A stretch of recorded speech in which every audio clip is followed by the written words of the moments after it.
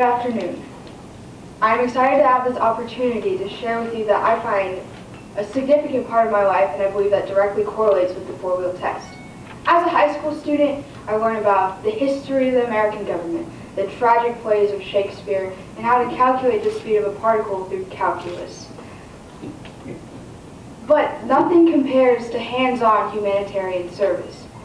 It is the truth that society, family, and even school systems provide me with opportunities of success. It is fair to all concerned because it doesn't matter what gender, what religion, or what nationality you may be, or what field of interest you may be trying to pursue. You have access to all the tools to build a great foundation to give back to society. This is how we can build goodwill and better friendships. When you focus all of your energy, all of your goodwill, it doesn't matter where you're serving or working. It could be in your neighborhood, in a different state, even in a different country, anywhere. It will be beneficial to all concerned. And I'd like to share with you a hands-on experience I had in Guatemala.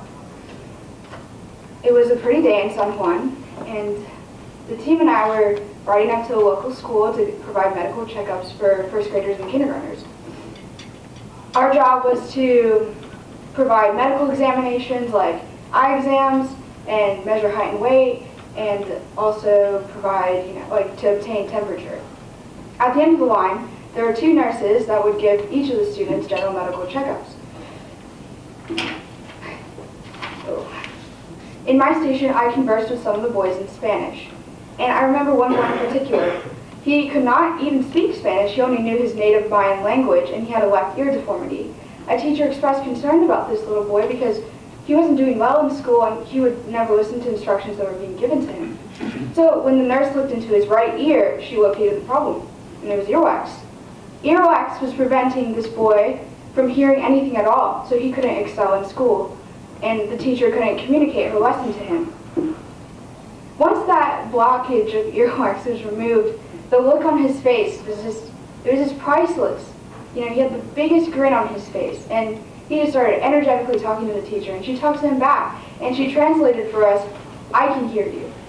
And I knew by those 3 words, we had completely changed this little boy's life.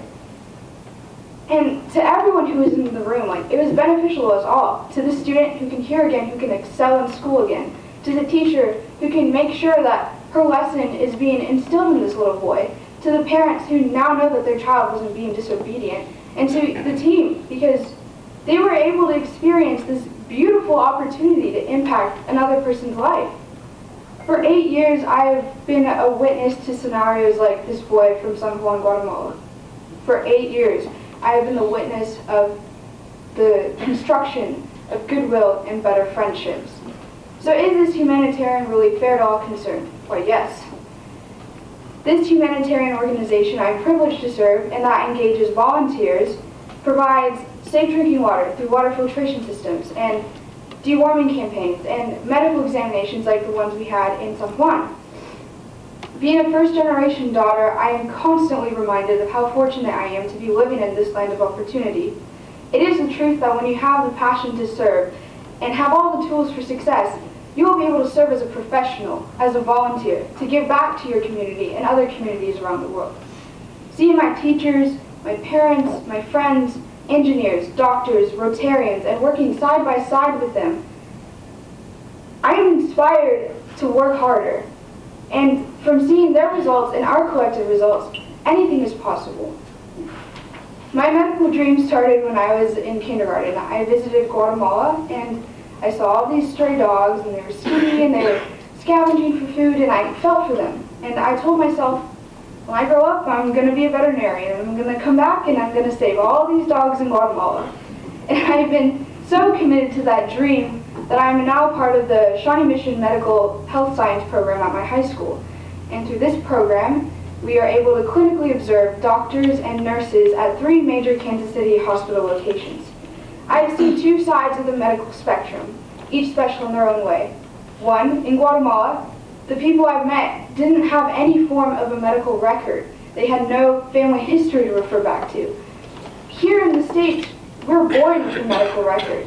And I feel like it's almost taken advantage of. And being able to have the opportunity to go to Guatemala and see these people have these records to add on to their identity I mean, it's so incredibly valuable. It's beautiful. Here in the States, the beauty is the American hospitals have a system coursing through the institution's veins. And by being in the medical science program, I am able to observe the clinical staff's thought processes, their behaviors, their ethics, and their rhetoric.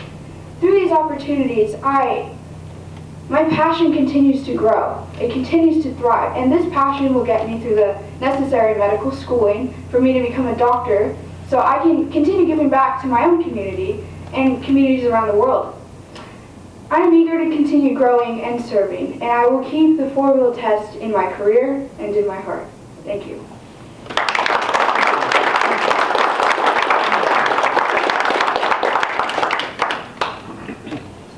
And we'll give them about another minute to give the judges time.